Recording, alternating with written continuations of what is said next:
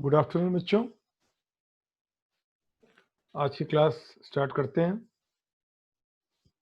आपको याद होगा कि लास्ट लेक्चर में हम लोगों ने माइकलसन इंटरफेरोमीटर डिस्कस किया था। आखिरी के 2-3 लेक्चर्स में इसको डिस्कस किया गया था और आज जिस टॉपिक को हम डिस्कस करने जा रहे हैं उसका नाम है फेवरी पेरेट इंटरफेरोमीटर। फेवरी पेरेट आपको समझ में आ ही रहा होगा कि ये दो अलग अलग साइंटिस्ट हैं जिन्होंने इस इंटरफेरोमीटर को डिज़ाइन किया।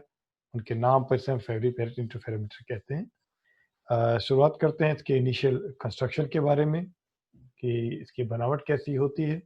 देन जो इसका बेसिक प्रिंसिपल है वो हम डिस्कस करेंगे और लास्ट में इसके थ्योरी के बारे में डिस्कस करेंगे। सबसे इंटरेस्टिंग चीज़ जो सबसे आखिर में डिस्कस की जाती है, जो फेवरी पेरेट इंटरफेरोमीटर से जो हमें इंटरफेरेंस फ्रिंजेस प्राप्त होती है उनके बारे में।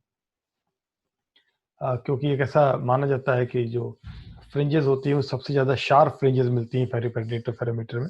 तो इसके पहले भी आपने कई अलग अलग तरीक़ों से फ्रिंजेस प्राप्त करने के तरीके सीखे हैं और उनमें से क्यों फेवरी पेरेट इंटरफेरोमीटर को सबसे ज़्यादा इंपॉर्टेंस दी जाती है और सबसे ज़्यादा इसका रिसर्च और अन्य जगहों पर इसका इस्तेमाल किया जाता है, वो इस आर्टिकल के समाप्त होने तक आप समझ जाएंगे।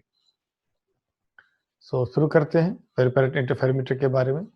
जैसा कि आप देख पा रहे होंगे स्लाइड में कि हमने आपको दिखाया हुआ है कि देयर आर 2 ग्लास प्लेट्स और ये जो 2 ग्लास प्लेट्स हैं इनके 2 सरफेसेस हैं, एक इनर सरफेस है, एक आउटर सरफेस है। आप देख रहे हैं कि ये एक लेफ्ट साइड में एक राइट साइड में है और इन 2 ग्लास प्लेट जिसको ब्लूइश दिखाया गया है, इन 2 ग्लास प्लेट के बीच में एयर फिल्म ट्रैप्ड है, ठीक है। और अगर किसी तरीके से अगर आप इस पे लाइट डालते हैं, ठीक है, ऑब्वियसली इसमें ब्रॉड सोर्स का इस्तेमाल होता है, तो जो लाइट पड़ेगी वो सभी एंगल्स पर इस पे लाइट पड़ेगी, लेकिन जो लाइट इस पे डाली जाती है एक्चुअली वो एक लेंस के थ्रू डाली जाती है ताकि हम उसको पैरेलल कर सकें, पैरेलल लाइट डाल सकें। लेकिन जो सोर्स इस्तेमाल होता है वो ब्रॉड सोर्स से इस्तेमाल होता है। तो सबसे पहले हम ये समझने की कोशिश करेंगे कि आखिर फेवरी पेरेट इंटरफेरोमीटर किस तरीके से इंटरफेरेंस प्रोड्यूस ही कर पाता है। तो शुरुआत में जैसे मैंने बताया कि एसेंशियली इसके अंदर 2 ग्लास प्लेट्स होती हैं और इन 2 ग्लास प्लेट्स के बीच में एयर फिल्म ट्रैप होती है। और ये जो ग्लास प्लेट होती है इनका जो इनर सरफेस है, जैसे ये फर्स्ट वाली जो ग्लास प्लेट है इसका ये सरफेस इनर सरफेस कहलाएगा और सेकंड वाली ग्लास प्लेट का ये वाला सरफेस इनर सरफेस कहलाएगा, ठीक है। सो जो इनकी इनर सरफेस होती है इनके ऊपर सिल्वर की या एल्युमिनियम की एक लेयर लगाई जाती है और ऐसे लेयर लगाई जाती है कि इसकी जो रिफ्लेक्टिविटी होती है वो करीब 80% के आसपास रहती है। तो ध्यान दीजिए, ना तो ये कंप्लीटली रिफ्लेक्टिव है, 100% जैसा भी नहीं है और ना ये पार्शियल 50% जैसा भी नहीं है। ये पार्शियल से कुछ ज़्यादा और फुली से थोड़ा कम है, करीब 80% इसकी रिफ्लेक्टिविटी है। ऐसा क्यों करते हैं ये हम आगे आने वाले डिस्कशन में इसके बारे में बात करते हैं और इसके लिए आप सिल्वर की कोटिंग कर सकते हैं या एल्युमिनियम की कोटिंग कर सकते हैं। जिस सरफेस पे, जिस इनर सरफेस पे, ग्लास प्लेट के इनर सरफेस पे ये कोटिंग की जाती है, ये ग्लास प्लेट के बीच में एयर फिल्म जरूर ट्रैप रहता है, लेकिन ये जो ग्लास प्लेट की सरफेसेस होती हैं और जो इसके ऊपर जो कोटिंग की जाती है वो काफ़ी एक्यूरेट कोटिंग होनी चाहिए, जिससे कि जो उसकी सरफेस है उसके सरफेस की जो प्लेननेस है वो planeness throughout the surface maintain रहे। तो एक मेजरमेंट दिया जाता है कि आखिर कितना कितना एक्यूरेसी मेंटेन करने की आवश्यकता है। तो ये कहा जाता है of the order of lambda by 100 where lambda is the wavelength of the light source used.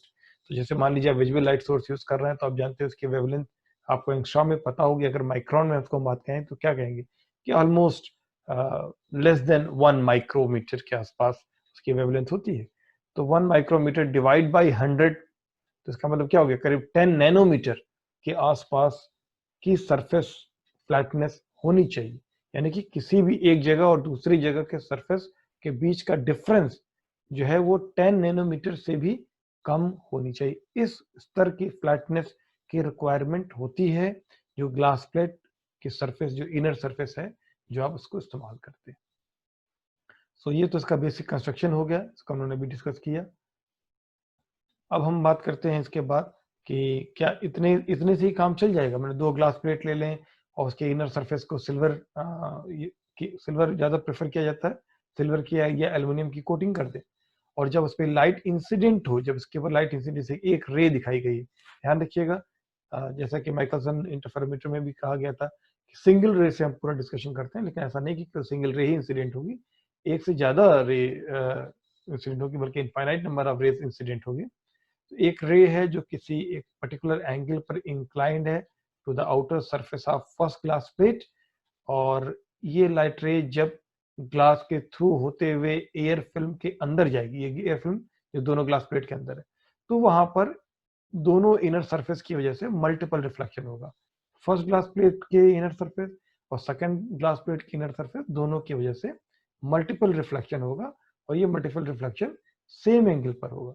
और इस मल्टीपल रिफ्लेक्शन के बाद अल्टीमेटली जो light rays second glass plate को छोड़कर बाहर निकलेंगी, जो ट्रांसमिट होगी, वो लाइट रेज क्या होगी, एक दूसरे के पैरेलल होगी, उनकी एम्पलीट्यूड डिक्रीजिंग हो गए, यानी जो फर्स्ट रे होगी इसके उससे कम, सेकंड से भी कम, थर्ड से भी कम, फोर्थ का एम्पलीट्यूड होगा। एम्पलीट्यूड डिक्रीजिंग का मतलब क्या होता है कि उनकी इंटेंसिटी डिक्रीज करती जा रही है। तो यहाँ पे ये तो आप समझ गए होंगे कि ये किसका एग्जांपल है, डिवीजन ऑफ एम्पलीट्यूड का एग्जांपल है। लेकिन ये जितनी भी ट्रांसमिटेड 4 रे जैसे इस फिगर में दिखाई दे रही रे, तो इससे कहीं ज्यादा होंगी, लेकिन मान लीजिए जैसे 4 रे आप यहाँ पे देख रहे हैं, ये सभी रे पैरेलल हैं, डिक्रीजिंग इंटेंसिटी या डिक्रीजिंग एम्पलीट्यूड की है, but they originate from the same रे। ये इनपुट लाइट जो आई थी उसी रे के ये क्या है, उन्हीं के ये पार्ट हैं। जितनी रे ट्रांसमिटेड रे सेकंड ग्लास प्लेट से ट्रांसमिट होकर जो निकल रही है आपको दिखाई दे रही। सो चूंकि एक ही लाइट रे से ये ओरिजिनेट हुई है और इनके बीच में एक कांस्टेंट पाथ डिफरेंस है या कांस्टेंट फेज डिफरेंस है, इस वजह से अगर इन ट्रांसमिटेड लाइट रेज को किसी तरीके से अगर आप एकत्र करा दें, इकट्ठा कर लें, ताकि वो एक स्मॉल एंगल पे एक दूसरे को इंटरफियर कर सके, तो ये सस्टेनेबल इंटरफेरेंस की कंडीशन को फुलफिल कर देंगे। याद कीजिए सस्टेनेबल इंटरफेरेंस की क्या कंडीशन है, लाइट शुड बी मोनोक्रोमेटिक। तो यहाँ जो light source, broad light source इस्तेमाल किया गया वो मोनोक्रोमेटिक है, और जो लाइट रे इंटरफियर कर रही है उनके बीच में क्या होना चाहिए, कांस्टेंट पाथ डिफरेंस होना चाहिए। तो कांस्टेंट पाथ डिफरेंस इसका मतलब क्या हो गया, all the rays are coherent. तो अब ये कोहेरेंट भी हो गई, और डिवीजन ऑफ एम्पलीट्यूड की मदद से आपने इनको डिफरेंट रेज को ओरिजिनेट किया है। जब ये स्मॉल एंगल पे इंटरफियर करेगी तो इंटरफेरेंस पैटर्न बनाएगी। अब एक सवाल बचता है कि ये इंटरफेरेंस पैटर्न देखने में कैसा होगा, जिसको हम आगे डिस्कस करने वाले हैं। इनर सरफेस की तो हमने बात कर ली, लेकिन आप जानते हैं कि ऐसा नहीं है कि सिर्फ फेवरिपेरेट इंटरफेरोमीटर में इनर सरफेस का ही रोल होता है, आउटर सरफेस का भी रोल होता है। आउटर सरफेस जैसा कि पिछली फिगर में आपने देखा था, तो आपको लग रहा होगा कि इनर सरफेस और आउटर सरफेस की मोटाई एक दूसरे के पैरेलल है, और जो थिकनेस है ग्लास प्लेट की थ्रू आउट यूपर से नीचे तक एक जैसी है। ऐसा फर्स्ट ग्लास प्लेट के लिए कहा जा सकता है, ऐसा सेकंड ग्लास प्लेट के लिए कहा जा सकता है। टेक्निकली या यूं कहिए प्रैक्टिकली ये सही भी है कि इनकी मोटाई थ्रू आउट ऑलमोस्ट इक्वल होती है, लेकिन एग्जैक्टली अगर बात की जाए तो वो कुछ ऐसी होती है जैसा कि इसके अंदर आप देख रहे हैं कि जो इनर सरफेस होती है जिसकी हम कोटिंग करते हैं, जिसे देखिए हमने मोटी लाइन से यहाँ पे ड्रॉ किया गया, थिक लाइन से ड्रॉ किया हुआ है। फर्स्ट ग्लास प्लेट की ये देखिए इनर सरफेस थिक लाइन से, सेकंड ग्लास प्लेट के इनर सरफेस थिक लाइन से, लेकिन जो आउटर सरफेस होती है वो इनर सरफेस के ऊपर काफी स्मॉल एंगल पर इंक्लाइंड रहती है। ऐसा फर्स्ट ग्लास प्लेट के साथ भी है, ऐसा सेकंड ग्लास प्लेट के साथ भी। ऐसा क्यों करते हैं, ऐसा इसलिए करते हैं जिससे कि ग्लास प्लेट के अंदर, ग्लास प्लेट के अंदर कैसे देखिए, ग्लास प्लेट के अंदर ये आपको एरो दिख रहा है, यहाँ भी दिख रही है, रे दिख रहा है, तो यहाँ भी तो मल्टीपल रिफ्लेक्शन हो सकता है। जैसा आपने एयर फिल्म के अंदर मल्टीपल रिफ्लेक्शन दिखाए हैं, वैसा इन ग्लास प्लेट के अंदर भी तो मल्टीपल रिफ्लेक्शन हो सकता है। फर्स्ट ग्लास प्लेट के अंदर भी और सेकंड ग्लास प्लेट के अंदर भी हो सकता है। ऑल्दो इस फिगर में ये दिखाया नहीं गया है, लेकिन हो सकता है। तो इसको अवॉइड कैसे करते हैं, इसको अवॉइड करने का तरीका ये है कि हम जो इनर सरफेस है और आउटर सरफेस है उनके बीच में एक स्मॉल एंगल क्रिएट कर देते हैं। वो स्मॉल एंगल कितना हो सकता है, किस ऑर्डर का हो सकता है, तो कहते हैं कम से कम 1 मिनट और ज्यादा से ज्यादा 10 सेकेंड, इतना इतना स्मॉल एंगल। तो आप समझ सकते हैं 1 मिनट आप जानते हैं क्या होता है, 60th part of A degree. तो इनर सरफेस और आउटर सरफेस के बीच में इतना स्मॉल एंगल होता है। तो वर्चुअली अगर आप उठाकर देखें फेवरिपेरेट इंटरफेरोमीटर की ग्लास प्लेट को छू कर देखें, तो आपको लगेगा नहीं नहीं, ऊपर से लेकर नीचे तक मोटाई एक समान ही आपको लगेगी। लेकिन एक्चुअली इनर सरफेस और आउटर सरफेस के बीच में एक एंगल होता है, स्मॉल एंगल होता है, इसलिए ऊपर से जब आप नीचे की ओर ग्लास प्लेट को देखेंगे तो नीचे मोटाई उसकी बढ़ती जाती है।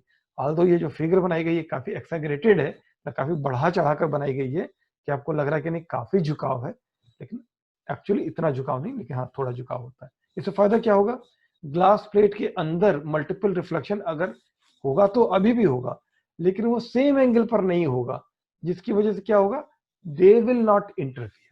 इन्हें इंटरफेरेंस उनकी वजह से नहीं होगा। देखिए यानी कि मल्टीपल रिफ्लेक्शन 3 जगह पे हो रहा है, दोनों ग्लास प्लेट के अंदर, पहली वाली ग्लास प्लेट, दूसरी ग्लास प्लेट और एयर फिल्म के अंदर। और इंटरफेरेंस किसकी वजह से आप चाहते हैं, जो एयर फिल्म के अंदर मल्टीपल रिफ्लेक्शन हो रहा है उनकी वजह से, ना कि जो ग्लास प्लेट के अंदर हो रहा है। आपने क्या व्यवस्था करी, ग्लास प्लेट की इनर और आउटर सरफेस को एक दूसरे के ऊपर इंक्लाइन कर दिया, जिससे कि उसके अंदर जो मल्टीपल रिफ्लेक्शन होगा वो सेम एंगल पे नहीं होंगे, सो उनसे जो निकल के लाइट रेज आएंगी वो कोहेरेंट नहीं होगी और उनकी वजह से इंटरफेरेंस नहीं होगी। लेकिन वो लाइट रेज जो एयर फिल्म के अंदर मल्टीपल रिफ्लेक्शन करके आएंगी वो सेम एंगल पर कर रही हैं, आप गौर कर रहे हो, सेम एंगल पर इंसिडेंट हो रही है इनर सरफेस पे भी, चाहे फर्स्ट ग्लास प्लेट हो चाहे सेकंड ग्लास प्लेट हो। वो जब ट्रांसमीटर के बाहर निकलेंगी तो वो क्या होगी, उनके बीच में कांस्टेंट पाथ डिफरेंस या कांस्टेंट फेज डिफरेंस होगा और वो कोहेरेंट कहलाएंगे। इसके बाद ये तो हो गया ग्लास प्लेट की कहानी। इसके बाद जानिए कि इनके बीच, दो ग्लास प्लेट के बीच में जो दूरी होती है उसको हमको मेंटेन करना होता है। तो इसके दो मेथड्स हैं। एक तरीका ये होता है कि एक ग्लास प्लेट को तो हम फिक्स कर देते हैं और दूसरे ग्लास प्लेट को एक कैरेज के ऊपर रखते हैं। कैरेज का जिक्र आपको याद होगा माइक्रोवेव इंटरफेरोमीटर में भी हुआ था, वहां पर एक मिरर को कैरेज पे रख देते हैं। और ट्रेवलिंग माइक्रोस्कोप में भी आपको याद होगा, ट्रेवलिंग माइक्रोस्कोप में जो टेलीस्कोप होता है वो एक कैरेज के ऊपर माउंटेड रहता है। ट्रेवलिंग माइक्रोस्कोप आप सभी का देखा हुआ है, माइकल से या फेरी पैरेट तो आपने अभी शायद नहीं देखा है। तो एक कैरेज के ऊपर फिक्स कर देते हैं तो उससे क्या फायदा होगा, तो जो दूसरा ग्लास प्लेट है उसको आप आगे पीछे कर सकते हैं। इससे क्या होगा कि दोनों ग्लास प्लेट के बीच की जो दूरी है उसको आप घटा या बढ़ा सकते हैं। यदि आपका डिजाइन ऐसा है जिसमें कि एक ग्लास प्लेट फिक्स्ड है और दूसरा ग्लास प्लेट कैरेज के ऊपर माउंटेड है, जिसको मूव करके आप उनके दोनों ग्लास प्लेट के बीच की दूरी को घटा या बढ़ा सकते हैं, सो इस अरेंजमेंट को बोलते हैं फेवरी पेरेट इंटरफेरोमीटर। लेकिन एक और अरेंजमेंट होता है जिसको हम बोलते हैं एटलॉन, इन शॉर्ट बोलते हैं एटलॉन, जो ज्यादा पॉपुलर है। यानी कि अगर आप लैब में किसी जाएंगे तो आपको एटलॉन देखने में ज्यादा मिलेगा।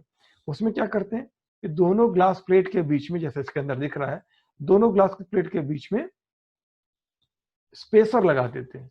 स्पेसर एक खास मटेरियल का बना हुआ एक ब्लॉक होता है जो लो थर्मल एक्सपेंशन का होता है, यानी कि अगर टेम्परेचर बढ़े भी तो उसमें एक्सपेंशन ना हो, क्योंकि अगर लीनियर एक्सपेंशन हो जाएगा तो क्या हो जाएगा, जो आपने इसके बीच में दो ग्लास प्लेट के बीच में जो स्पेसिंग रखी है वो स्पेसिंग चेंज हो जाएगी। आप ऐसा तो चाहेंगे नहीं, आप जो स्पेसिंग चाहेंगे, स्पेसर रखेंगे, उसके हिसाब से ये इनके ग्लास प्लेट के बीच में स्पेसिंग रहेगी। अब ये जो स्पेसर होता है ये कितना हो सकता है, इसकी मोटाई 1 mm से लेकर 200 mm तक हो सकती है। 200 mm का मतलब 20 सेंटीमीटर, यानी कि दोनों ग्लास प्लेट के बीच की दूरी 1 mm से लेकर 20 सेंटीमीटर तक की रखी जा सकती है। तो जैसे मान लीजिए कि हमें एक एटलॉन की जरूरत होती है, जिसे हम फेवरी पेरेट एटलॉन भी कहते हैं, तो हमें जैसे ऑर्डर देना होगा तो हमें बताना होता है कि नहीं हमें भाई 4 सेंटीमीटर स्पेसिंग का फेवरी पेरेट एटलॉन चाहिए, तो वो स्पेसर 40 mm का स्पेसर लगाकर आपको देंगे। लेकिन एक बार जो स्पेसर लगा दिया तो फिर आप वो डिस्टेंस दो ग्लास प्लेट के बीच में चेंज नहीं कर सकते। एक तरीके से ये फिक्स्ड स्पेसिंग वाले इंटरफेरोमीटर है जिसे हम एटलॉन या फेवरी पेरेट एटलॉन कहते हैं। लेकिन जिसमें कैरेज पे माउंटेड होता है उसमें आप अपनी इच्छा अनुसार सेपरेशन ग्लास प्लेट का के बीच का बढ़ा या घटा सकते हैं। लेकिन और कोई अंतर नहीं, फेवरी पेरेट इंटरफेरोमीटर और फेवरी पेरेट एटलॉन के इसके आगे के डिस्कशन में कोई अंतर नहीं कंस्ट्रक्शन के अलावा। दोनों ही मल्टीपल बीम इंटरफेरेंस प्रोड्यूस करते हैं, उसी के प्रिंसिपल काम करते हैं, और दोनों से प्रोड्यूस होने वाली जो फ्रिंजेस होती हैं वो काफी शार्प होती है।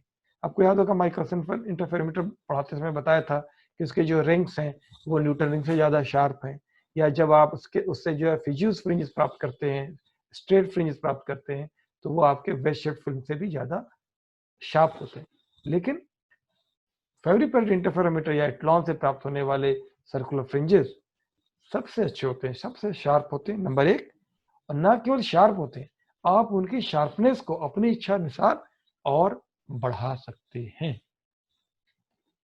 अब हम बात करेंगे, कंस्ट्रक्शन की बात हो गई, फेवरिपेलेट इंटरफेरोमीटर के बेसिक प्रिंसिपल के बारे में बात करेंगे। जैसा कि हम आपको बता ही चुके हैं कि जो ग्लास प्लेट होती है उसके इनर सरफेस पे हम सिल्वरिंग करते हैं, सिल्वर की पॉलिश करते हैं, और वो 80 से 90% के बीच में सिल्वर पॉलिश होती है। जिससे क्या होता है, फिगर में भी दिखा चुका हूं आपको मैं, कि उससे सक्सेसफुली डिक्रीजिंग एम्पलीट्यूड के large number of beam due to multiple reflection दोनों तरफ इमर्ज होते हैं। यानी ग्लास प्लेट दूसरे ग्लास प्लेट की तरफ भी ट्रांसमिट होकर मिलते हैं और पहले ग्लास प्लेट की तरफ भी मिलते हैं। और इसके पहले की फिगर में मैंने दोनों आपको नहीं दिखाए, केवल ट्रांसमिटेड दिखाए, लेकिन यह ध्यान रखिएगा कि इसमें ट्रांसमिटेड भी मिलते हैं और रिफ्लेक्टेड भी मिलते हैं। कैसे, वो हम आपको डिस्कस करते हैं अभी इसके बाद। तो अब आपको करना क्या होगा, यानी कि सिर्फ इतने अरेंजमेंट से आपको number of beams, coherent beams आपको प्राप्त हो गई ऑफ डिक्रीजिंग एम्पलीट्यूड। अब आपको बस ये करना है कि उनको एकत्र कर लेना है, और एकत्र कैसे करते हैं हम आपको डिस्कस करते हैं। और जब वो एकत्र होते हैं, इंटरफियर करते हैं एट स्मॉल एंगल, तो फिर वो इंटरफेरेंस पैटर्न प्रोड्यूस करते हैं। ठीक है, अगर वो पैरेलल बने रहेंगे तो क्या होंगे, वो तो फिर तो इनफाइनाइट पे जाकर इंटरफेरेंस पैटर्न बनाएंगे। लेकिन फिर क्या करते हैं आप, इनफाइनाइट पे तो आप नहीं चाहते ना, इसलिए आप उनको किसी एक लेंस की मदद से, कन्वर्जिंग लेंस की मदद से उनको एक जगह एकत्र करते हैं, जिससे को फाइनाइट डिस्टेंस पे आपके स्क्रीन पर, आपके टेलीस्कोप पर इंटरफेरेंस फ्रिंजेस बनाए। देखिए, अब ये एक डिटेल फिगर है, इसका एक नंबर भी दिया हुआ आपके नोट से मैच करता हुआ नंबर है, फिगर 11 कह रहे हैं इसको। और इसमें अब आप गौर कीजिए, कुछ चीजों के बारे में परिचय हो चुका है। एटलॉन, एटलॉन को देखिए, इसके ये बाईं तरफ का ग्लास प्लेट है, ये दाईं तरफ का ग्लास प्लेट है। इसके ये इनर सरफेस को ब्लैक कलर से दिखाया गया हुआ है, एक कोटिंग की गई है सिल्वर की, मान लीजिए 80 to 90% सिल्वर की यहाँ कोटिंग की गई हुई है। ठीक है, इसका जो आउटर सरफेस है दोनों ग्लास प्लेट के, वो इनर सरफेस से इंक्लाइंड है, इसलिए आप देखिए दोनों पैरेलल नहीं लग रहे हैं। इस वजह से जो भी मल्टीपल रिफ्लेक्शन होगा, इनर सरफेस के बीच में ही, एयर फिल्म के अंदर ही होगा। ठीक, अब कैसे अचीव करते हैं, ये कराते कैसे हैं। ठीक है, सो आप क्या करते हैं, एक ब्रॉड मोनोक्रोमेटिक सोर्स इस्तेमाल करते हैं। तो यहाँ पे आपको दिख रहा होगा एक सोडियम लैंप जैसी शक्ति की कोई चीज आपको दिखाई दे रही होगी, जिससे बहुत सारे बीम हर डायरेक्शन में निकलते हुए दिखाई दे रहे हैं। ठीक है, हम उनमें से क्या कर रहे हैं, हम उनमें से सिर्फ एक बीम को कंसीडर कर रहे हैं, जो कि इस ग्लास प्लेट के ऊपर एक पर्टिकुलर एंगल पर इंसिडेंट हो रहा है, जिसे हम एंगल कह रहे हैं, एंगल थीटा। थीटा एंगल पर इंसिडेंट हो रहा है। तो इसका मतलब ये नहीं कि और अन्य एंगल पर रेज इंसिडेंट नहीं होगी, अन्य एंगल पे भी रेज इंसिडेंट होगी, और लगभग सभी एंगल्स पर रेज इंसिडेंट होगी। ठीक है, लेकिन रेज को एटलॉन तक पहुंचने के पहले हमने एक लेंस लगा रखा हुआ है, एक कन्वर्जिंग लेंस लगा रखा हुआ है, जिसकी मदद से लाइट रे जो इसके ऊपर इंसिडेंट हो, वो क्या हो, वो पैरेलल हो। ठीक है, जिससे कि इंटेंसिटी बढ़ जाती है। अब ये पैरेलल रेज, मान लीजिए उनका एक ग्रुप ऑफ पैरेलल रेज की हम बात कर रहे हैं, which all are incline at angle theta. ठीक, एक की बात कर रहे हैं, इसका मतलब नहीं कि एक ही होता है, होते तो इनफाइनाइट नंबर है, लेकिन उनमें से सिर्फ एक को कंसीडर कर रहे हैं। ये जो थीटा एंगल पे इंक्लाइंड रे है, ये ग्लास से होते हुए, ग्लास के अंदर भी देखिए मल्टीपल रिफ्लेक्शन होगा, लेकिन उनकी वजह से इंटरफेरेंस नहीं होगा, क्योंकि इनर सरफेस आउटर सरफेस के पैरेलल नहीं है। लेकिन जब वो एयर फिल्म में आएंगे, तो एयर फिल्म में के दोनों तरफ ग्लास पर पार्शियल 80% 90% के सिल्वरिंग है, तो उसकी वजह से मल्टीपल रिफ्लेक्शन होगा एट सेम एंगल। ठीक है, उसके बाद हर मल्टीपल रिफ्लेक्शन के बाद लाइट रे ग्लास प्लेट 2 को क्रॉस करके ट्रांसमिट करेगी, और ग्लास प्लेट 1 को भी देखिए ट्रांसमिट करेगी। इधर भी दिखाया गया हुआ है, एरोज इधर भी दिखाए गए हुए हैं। ये वाला जो पोर्शन होगा जो ग्लास प्लेट 1 के बाईं तरफ है, यानी टुवर्ड्स सोर्स है, उसको कहेंगे रिफ्लेक्टेड सिस्टम। ठीक, उसके बारे में थोड़ी देर बाद बात करेंगे। और जो ग्लास प्लेट 2 के दाईं तरफ राइट साइड में है, पैरेलल रेज नजर आ रही हैं, इनको कहेंगे ट्रांसमिटेड सिस्टम। ठीक, तो दो सिस्टम हो गए, रिफ्लेक्टेड सिस्टम, ट्रांसमिटेड सिस्टम। तो ट्रांसमिटेड सिस्टम के सामने हमें एक लेंस लगाकर, आप देख रहे हैं कॉम्बिनेशन ऑफ लेंस दिखाया गया हुआ, टू अवॉइड, आप जानते हैं एब्रेशन, एब्रेशन को अवॉइड करने के लिए कॉम्बिनेशन ऑफ लेंस इस्तेमाल किया जाता है। आप अगर केवल कॉन्वेक्स लेंस भी बना देंगे तो चलेगा, ठीक है, क्योंकि यहाँ पर ये दिखाने की कोशिश की गई है कि ये टेलीस्कोप से मिलता जुलता कुछ स्ट्रक्चर है, और टेलीस्कोप में आप जानते हैं एब्रेशन अवॉइड करने के लिए कॉम्बिनेशन ऑफ लेंस इस्तेमाल करते हैं। तो पैरेलल रेज को किसी लेंस की मदद से उसके फोकस में इकट्ठा किया जा सकता है। अगर उसके फोकस पर, इस लेंस 2 के फोकस अगर f2 है, फोकस पर अगर एक स्क्रीन रखी हुई हो तो ये लाइट रे किसी एक पॉइंट पर इकट्ठा हो जाएंगे, एक पॉइंट पर इकट्ठा हो जाएंगे। एक पॉइंट क्यों कह रहे हैं? क्योंकि हमने केवल एक ray at a particular angle theta ही कंसीडर किया है, ठीक है, तो एक पॉइंट पर इकट्ठा हो जाएंगे। अभी जो एटलॉन या फेविकल इंटरफेरोमीटर है उनके बीच में स्पेसिंग कितनी मान के चल रहे हैं, d, और जो एंगल ऑफ इंसिडेंस है वो कितना है, वो है थीटा, ठीक है। आई होप कि आपको ये फिगर अच्छे समझ में आई होगी, क्योंकि इस फिगर को आगे हम बहुत इस्तेमाल करने वाले हैं। अब क्या होगा, ये जो एंगल थीटा है, जो अभी आपको दिखाया था कि ये जो एंगल थीटा है, इस एंगल थीटा पे जो पड़ने वाली रे है, तो ये तो सिर्फ एक रे दिखाया है, तो क्या एक ही रे पड़ेगी? इसी एंगल थीटा पर कई रेज हो सकती हैं, और वो बिल्कुल आपको याद होगा माइकलसन में बताया था मैंने कि वो एक कोन जैसा बना देगी। इस बात को समझाने के लिए इस फिगर का एक छोटा सा हिस्सा यहाँ पर लाकर मैं आपको समझा रहा हूँ। फिगर वही है, उसी फिगर के में बहुत सारी चीजें बनी हुई है, तो उसमें से एक छोटे से हिस्से को लाकर दिखा रहा हूँ। और यहाँ पे आप देख रहे होंगे एक सिंगल रे है जो थीटा पर इंक्लाइन है, जिसकी वजह से एयर फिल्म में मल्टीपल रिफ्लेक्शन हो रहा है। जो ट्रांसमिटेड रेज है लेंस की मदद से एक पॉइंट पर इकट्ठी हो जा रही है, ठीक। अगर इस रे को, ये जो इंसिडेंट रे है थीटा एंगल पर, इसको मैं, ये जो हॉरिजॉन्टल लाइन एक आप देख रहे होंगे, हॉरिजॉन्टल एक्सिस से ये थीटा एंगल बना रही, इस हॉरिजॉन्टल एक्सिस के अबाउट इस रे को मैं रोटेट करूं तो वो क्या बना देंगे, वो ये जो रे का जो क्या होगा, वो एक कोन के सरफेस के ऊपर मूव करने लगेंगे। कोन समझते हैं आप ना? हाँ, तो कोन के सरफेस के ऊपर ये मूव करने लगेगी, कोनिकल फॉर्मेशन करेंगे। तो जैसे जैसे ये कोनिकल फॉर्मेशन करेंगी, ये जो लेंस है, ये सारी रे जो इकट्ठी हो रही हैं एक पॉइंट पर, ये पॉइंट भी क्या होगा, ये भी एक सर्कल को ट्रेस करने लगेगा। जैसे जैसे मैं इस इंसिडेंट रे को घुमाऊंगा, ये लेंस द्वारा इकट्ठी की हुई रेज, ट्रांसमिटेड रेज, ये भी एक सर्किल को ट्रेस करने लगेंगी, ठीक।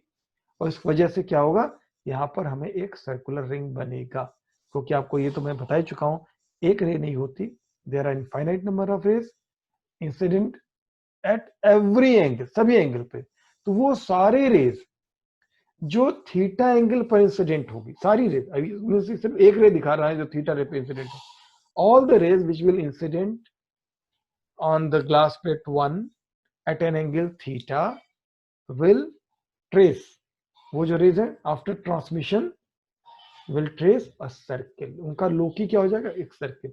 इस वजह से वहां पर हमको एक सर्कुलर रिंग मिलेगी। अब ब्राइट मिलेगी कि डार्क मिलेगी, that depends upon the condition, कि ये जो ट्रांसमिटेड रेज है, ये जो पैरेलल रेज दिखाई जा रही है, इनके बीच में पार्ट डिफरेंस कैसा है, ठीक है, उन पे डिपेंड करेगा कि ये ब्राइट रिंग होगा या डार्क रिंग होगा। जो बात हमने अभी ये ट्रांसमिटेड रेज के लिए कही, और दाएं तरफ आपको स्क्रीन के ऊपर ये रिंग दिखाई, वैसा ही आपको रिफ्लेक्टेड सिस्टम के लिए भी होगा। और लेफ्ट साइड में बाईं तरफ अगर आप स्क्रीन रखें तो उधर भी लेंस है, उधर की ओर भी ऐसी रिंग बनेगी। अगर आप एंगल चेंज कर दें, थीटा की जगह कुछ और एंगल रख लें, तो हो सकता है कि ये वाली रिंग ना बने, कोई दूसरी वाली रिंग बने, पर रिंग बनेगी आइदर डार्क या ब्राइट, आप जानते हैं अल्टरनेट बनती है, जिसकी जब कंडीशन फुलफिल हो। तो फिर अब इन फ्रिंजेस का नाम दे दें।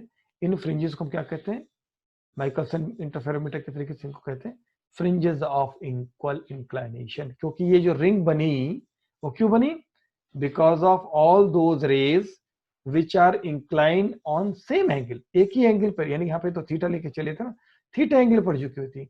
अगर theta is the angle of incidence, तो एंगल ऑफ रिफ्रैक्शन क्या होगा, शुरू में याद कीजिए, थ्योरम में पढ़ाया था, थीटा प्राइम।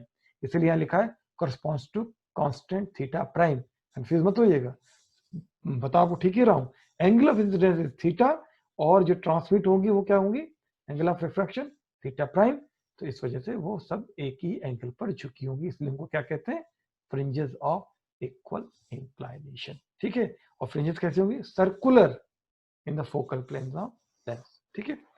तो ये बड़ा समझना जरूरी था कि ये ऐसा क्यों शेप बनाती है। अब कंडीशन की बात कर लें कि ये रिंग ब्राइट होगी कि डार्क, तो कंडीशन कुछ इस प्रकार से है।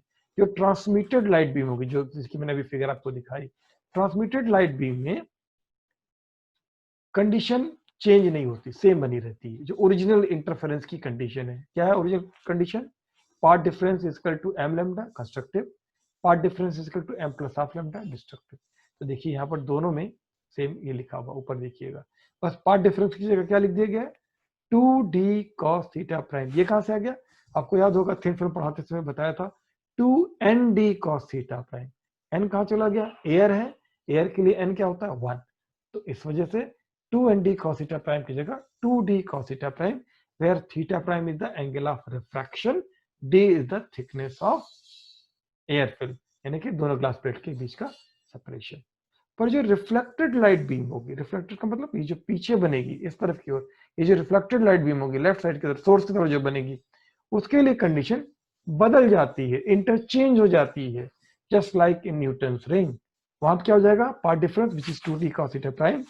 अगर m प्लस हाफ लैम्डा होगा तो कंस्ट्रक्टिव, और अगर path difference is equal to m lambda तो डिस्ट्रक्टिव। यानी कि फेरिपेरेट इंटरफेरोमीटर में ट्रांसमिटेड लाइट बीम की फ्रिंजेस रिफ्लेक्टेड लाइट बीम की फ्रिंजेस के कॉम्प्लीमेंट्री होती है, यानी जिस कंडीशन में ट्रांसमिटेड में कंस्ट्रक्टिव मिलेगा, उसी कंडीशन में रिफ्लेक्टेड में डिस्ट्रक्टिव मिलेगा।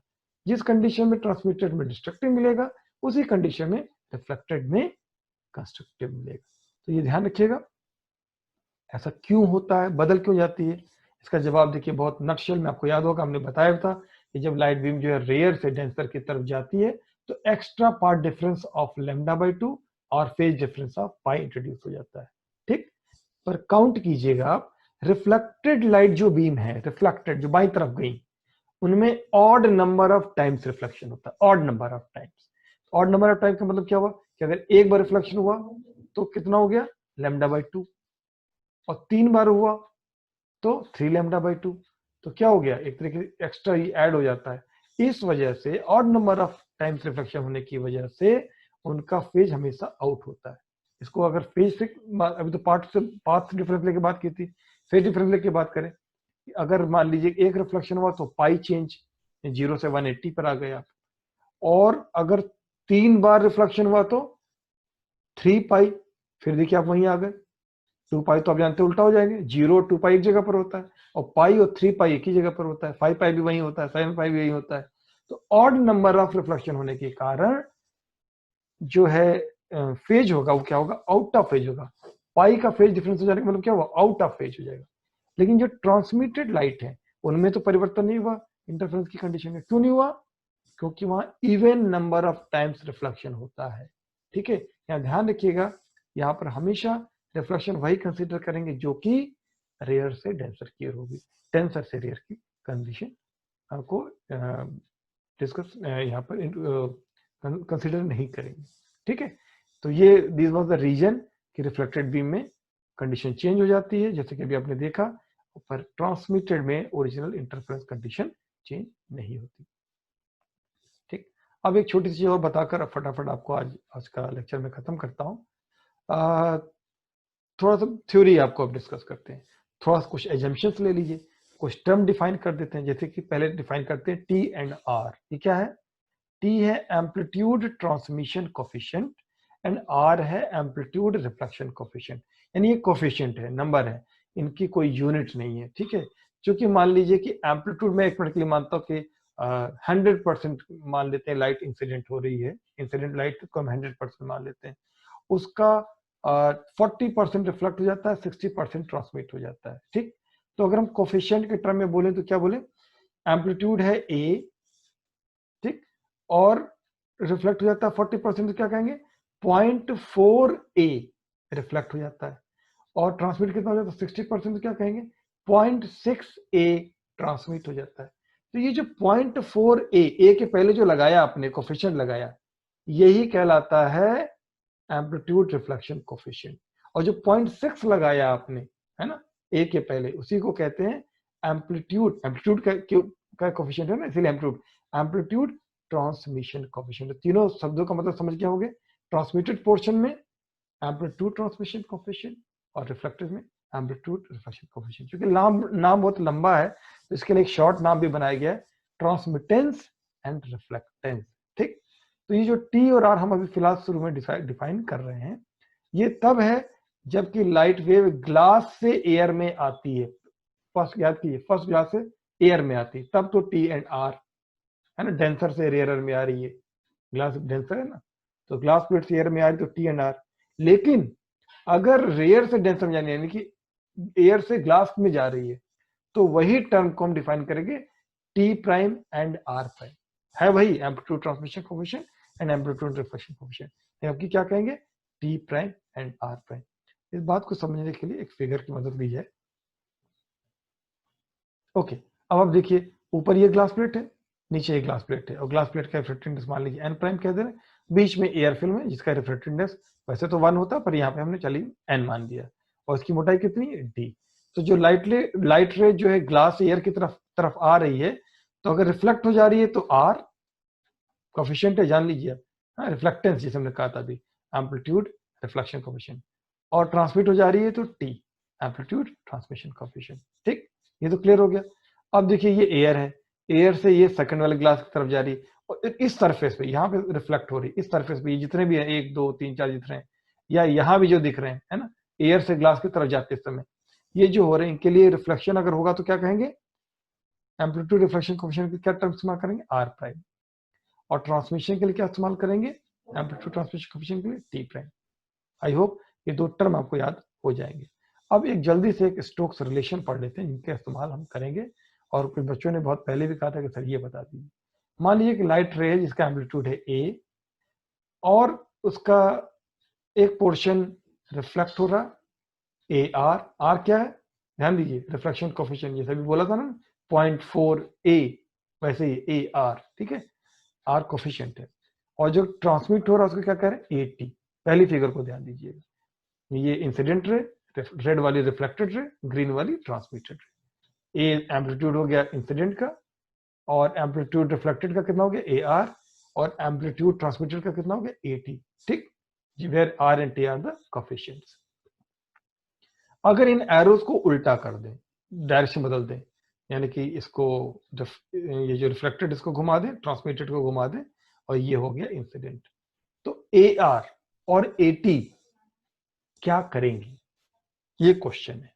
तो इस क्वेश्चन का जवाब है थर्ड वाली फिगर में। देखिए ए आर क्या होगा, वो रिफ्लेक्ट होगा, ये इधर की ओर जाएगा, और जो रिफ्लेक्ट होगा तो चूंकि उसी सरफेस से उधर की ओर जा रहा है तो क्या बोलेंगे, ए आर स्क्वायर, पहला टर्म ध्यान दीजिएगा, ए आर स्क्वायर रिफ्लेक्ट होगा, ए आर स्क्वायर। ठीक, साथ ही साथ ट्रांसमिट भी होगा, तो इसका क्या लिख बोलेंगे, ए आर टी। ध्यान दीजिएगा ये रेड वाले की वजह से हो रहा, रेड वाला, इसके अब इसके वजह से एम्पलीट्यूड कितना है, ए आर है, तो ए आर है और रिफ्लेक्ट होगा तो क्या हो जाएगा, ए आर स्क्वायर, क्योंकि हर बार जब भी रिफ्लेक्शन होता है तो आर टाइम्स हो जाता है। मान ली 40% है तो पहले 0.4 ए था, अब क्या होगा 0.4 इंटू 0.4 ए, वैसे ए आर स्क्वायर, इधर रिफ्लेक्टेड और ट्रांसमिटेड ए आर टी। ठीक, ये तो बात हो गई रेड वाले रे की। अब ग्रीन वाले की बात करें, ये अगर रिफ्लेक्ट होगा तो क्या करेगा, देखिए ये नीचे से ऊपर की ओर जा रहा है, मीडियम अलग अलग है ना, अलग अलग। अब की क्या इसको लिखेंगे, ए आर प्राइम, आर नहीं इस्तेमाल किया है ना, मान लीजिए वो डेंसर से रेयर था और ये रेयर से डेंसर में जा रहा था, अब क्या लिख रहे हैं, A R prime T, rare से डेंसर की ओर जा रहा है, नीचे रेयर है ऊपर डेंसर है, पिंक डेंसर है ब्लू रेयर है, तो ग्रीन एटी के लिए क्या हो जाएगा, एटी के लिए ए आर प्राइम टी, एटी तो रहेगा ही रहेगा, आर प्राइम एक और आ गया, बढ़ गया, ये रिफ्लेक्टेड की बात होगी, आर नहीं लिया आर प्राइम लिया, हो गया रेयर से डेंसर। और एटी अगर ट्रांसमिट होगा तो क्या हो जाएगा, ए टी ट्रांसमिट होगा तो टी मल्टीप्लाई होगा, पर कौन सा वाला टी, ये वाला टी नहीं, टी प्राइम क्योंकि रेयर से डेंसर हुआ, second term A T T prime. तो ये जो यहाँ टर्म लिखा गया है A R square plus A T T prime, इसमें जो ए आर स्क्वायर है ये रेड वाले एरो के लिए की वजह से है, और इसमें ए आर टी ये रेड वाले एरो की वजह से, यानी रिफ्लेक्टेड रे की वजह से।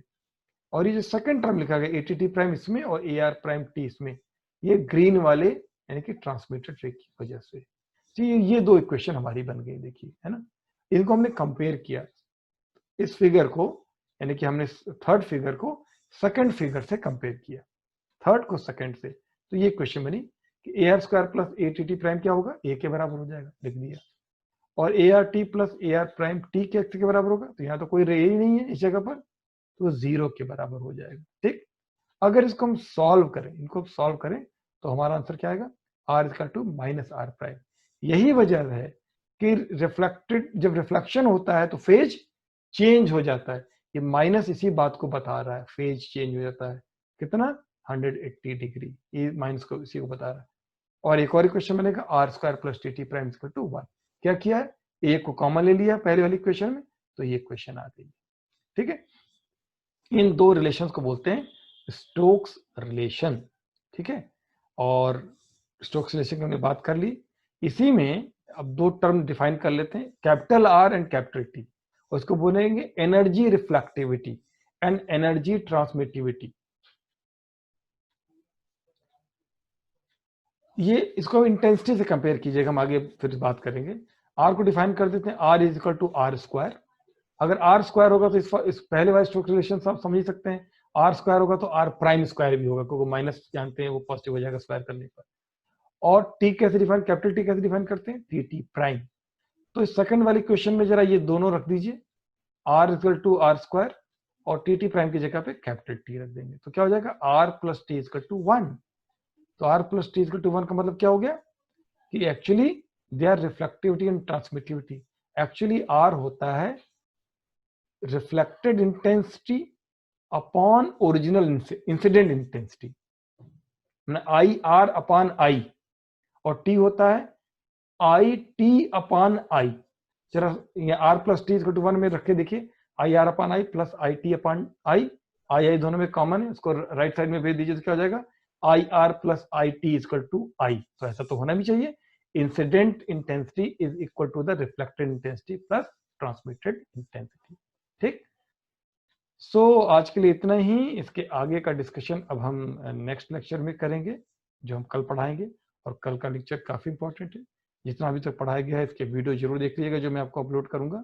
और कल हम थ्योरी के बारे में डिस्कशन करेंगे। आज अब टाइम तो उतना नहीं है, फिर भी अगर आप कोई सवाल पूछना चाहें तो आप चैट बॉक्स ओपन करके सवाल